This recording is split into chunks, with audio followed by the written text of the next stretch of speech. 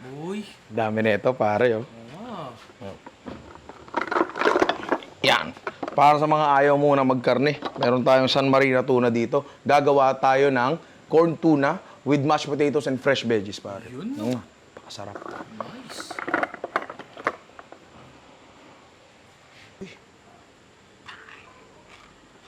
Punong-puno ng tuna, pre, oh. Tsaka wala masyadong oil talaga. Ayos yun, ah. Ito rin, no? Yun, no? Yun, no? Pare, no? Patatas, pare. Siyempre, wala nang balat-balat yan. Huwain lang natin, huwag masyadong maliliit para hindi masyadong pasukin ng tubig. Pero, para medyo mas mabilis ng konti yung pagluluto. Kasi dati pare ginawa ko, hiniwa ko pangginiling. Oh. Para mabilis nga namang maluto. Ayun, lasang tubig. Ganyan lang. Yung parang pang kaldereta. Pwede na yan. Tsaka maganda yung may balat, pare. May nutrients pang makukuha dyan. Lahat nga tayo, papa-healthy, eh. Ewan ko lang ako. Yan. Ay!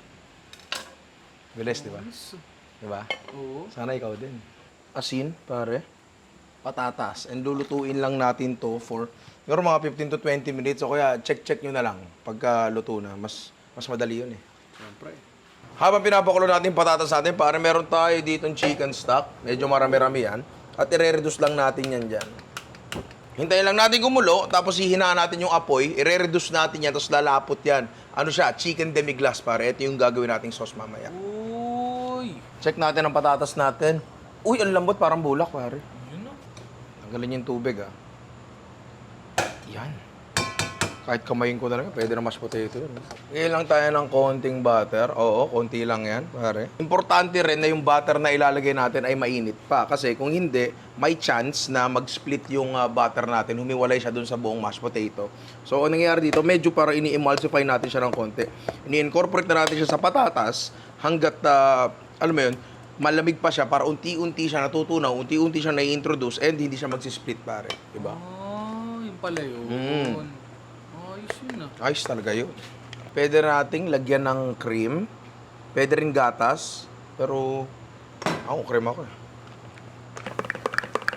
Depende sa consistency gusto nyo. Ganong karaming butter and cream ang ilalagay nyo. Ako, sa akin, yan o. Yan. Bagsak. Okay na sa akin yung ganyan. Ngayon, kung gusto nyo mas loose ng konti, okay lang magdagdag pa ng liquid dito. Tapos, timplahan na natin yan ng pepper. At salt, pare, syempre. Okay na to, pare, oh. Uy, diba? Ito isang component mamaya ng dish natin, pare. Roasted bell peppers. Hindi naman ito mahirap na bagay. Ilalagay lang natin yung bell peppers dyan mismo sa kalan. Bakit? Iro-roast nga natin, pare, diba? Tapos sisindihan nyo. Yan. Hayaan lang nating masunog yung labas niyan. Magkakaroon niya ng parang smoky na lasa. Uy. Diba? Kailangan talaga sunog na sunog. Mamaya, babalik natin ng konti to. Pag ganyan na yung kulay, yung siguro kahit mga 90% itim na siya, and medyo nag-aabo na. Ayan, pare, tinan mo. Ayan. Goods yan. Gusto natin yan. Mas masarap yan. Lalagay ngayon natin yan sa isang stainless bowl. Yan. Tapos, tatakpan natin ng cling wrap. Pare. Ang dahilan niyan, kaya natin ginagawa yan, kasi yung loob nito, kumukulo. Kasi 'di ba, parang ininitin nga natin siya, yung loob ng peppers. So nangyayari, ayan, tingnan mo, lumulobo siya ng konti, pare. Tingnan mo, ayan, nakaangat 'di ba? Ang galing, 'di ba? Kasi nagpo-produce pa siya ng heat. So anong nangyayari, ibinubuga nung steam na nanggagaling mula doon sa loob ng peppers, patulak yung skin, pare. So mamaya pag binalatan natin 'to, isang hagod na lang 'yan, 'di ba? Tingnan mo, pare, kanina 'di ba nakalobo? Oo. Ngayon tingnan mo, medyo nakalubog na siya. 'Di ba? Sabihin okay na siya. Yun yung maganda indicator doon. Pag naamoy nyo to, bango, pare. Sobra. Pwede nga rin, yun na lang pabango ko eh. Di ba? Di ba, pare? Oh, napakadaling balatan, hindi ba? Yan, roasted bell peppers, pare. Di ba? Pero wag niyong tatanggalin lahat talaga. Magtira kayo ng konting sunog-sunog kasi nandyan pa rin ang lasa eh. Wag lang talaga lahat, alam mo, wag lang talaga marami. Tapos syempre tatanggalin natin yung buto. Tanggalin muna natin yung taas. And buksan natin. Yan. And tanggalin nyo na rin yung mga butong ganyan. Pero kung may, again, matirang mangilan-gilang piraso, na naman sigurong problema doon. Kasi hiwain lang natin to ng parang maliliit lang. Actually, napakaraming pwedeng paggamitan itong roasted bell peppers na to. And bagay siya sa San Marino, pare. Lasap in every bite yan pagka sinama mo yan dyan. Kung medyo malalaki ng konti hiwa nyo, okay, matakot ganyan. Okay lang yun. Okay, ma-pressure. Bell pepper lang naman yan. Silalagay lang natin yan sa isang bagong bowl and titimplahan na natin yan. Kahit anong timpla naman, pwede nyo ilagay dyan. Pero mas maganda may konting acid and sweetness ng konti. So, meron tayong balsamic vinegar dito, pare. Konti lang. Sa alat at lilamnam, soy sauce ang ilalagay natin. Konti lang din. For the sweetness, konting asukal. Sarap to. Parang red pepper relish, pare. Oh. Pare, diba? Pare, ang ating original San Marino corn tuna. Punong-puno ng tuna sarap. Isang sibuyas lang, pare. Hiwain lang natin ang pinong-pino to. Hindi naman pinong-pino, pero pino. Yung hindi naman sobrang pino, pero pino siya. Ha? Goods na yan. Lalagay na natin yung dito na diretso. Next, celery lang, pare. Kung medyo malaki yung celery nyo, pwede nyo split ng konti dyan. Yan, ganyan. Oh. Siwain din natin ng medyo pino. Dito na rin yan, diretso. Leeks, pero yung white part lang. Pwede yung tanggalin yung unang layer kung gusto nyo para masigurado malinis. Tapos diretso na rin yan. Yan. Ngayon natin mayonnaise, pare, konti lang. Siyempre, paminta. Daming textures niyan, pare. Oh. Parang gusto ko nang kainin to, ah. Ako rin eh. Bakit? Makakatikim ka ba? Oo naman, boss. Di pa ako kumakain eh.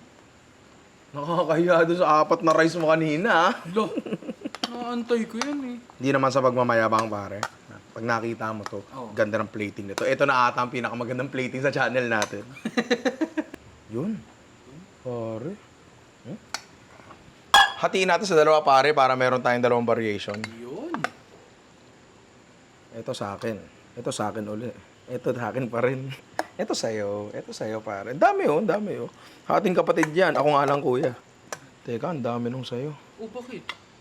Yan. Yung akin, lagyan natin ng white truffle oil. Uy! Uy!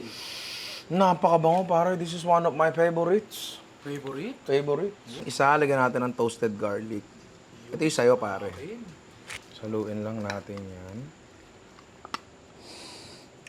Bango. Tatakam na ako. Baby potatoes, pare. Ang cute to. Parang ako. Ba't parang napapangiwi ka? Hindi ba ako cute? Cute ka naman. Ito naman eh. Ayun no, lalo na yun no. Yung asset mo talaga eh. I love you. Mandolin, pare. Dahan-dahan. Very carefully. Very carefully. Believe me. Slice natin ng maliliit. Dahan-dahan lang, ha. Baka madurog yung pinaghirapan natin. Meron tayong kumukulong tubig dito at lalagyan lang natin yun ng asin, syempre for the flavor. Tapos, eto mahalaga to. Suka. Yan. Medyo weird. Nalalagyan nyo siya ng suka, pero hindi naman malalasahan yan. Pero, importante yan. Kasi itong patatas natin, maninipis yan, di ba pare? Tama. Kapag yan, nadurog, sobrang lambot niyan. Pero pag nilagyan natin ng suka, maluluto siya, pero titibay siya. Hindi siya titigas, pare, titibay siya. Tapos check na lang natin kung gaano katagal natin siya lulutuin. Kuha kayo isa, tikman natin to. Habang niluluto natin yan, prepare natin yung isa pa. Yung isa patatas, eto isa pipino. Siyempre, dalawang variation yung ginawa natin. Gusto natin, meron silang visual distinction. Kita agad, pare. Kasi nga, very fragile sila, pare. Samantalang dito naman sa kabila, pare, ang ating demi-glace ay handang-handa na. Uy! Plating na tayo. Ito na ang pinakamagandang plating na makikita mo dito, pare.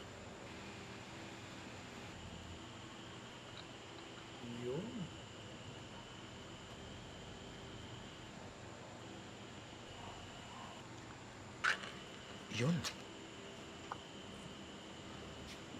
Yan. Para lasap na lasap ang tuna sarap, pare.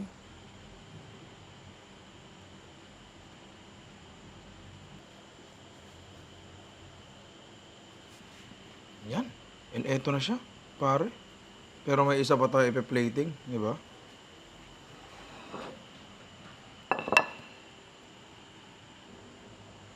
Yan. Punong-puno ng tuna sarap.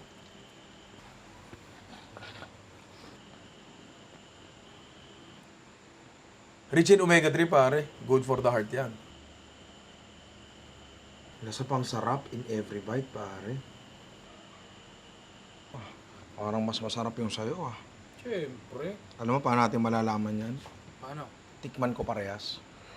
Pare, sa wakas, titikman na natin to. Ang ating San Marino corn tuna with mashed potatoes and fresh vegetables. Siyempre, dito muna tayo sa akin, pare. Tunang-tuna yan, pare. Mas ang ganda ng plating. Hindi naman sa pag-aano, pare.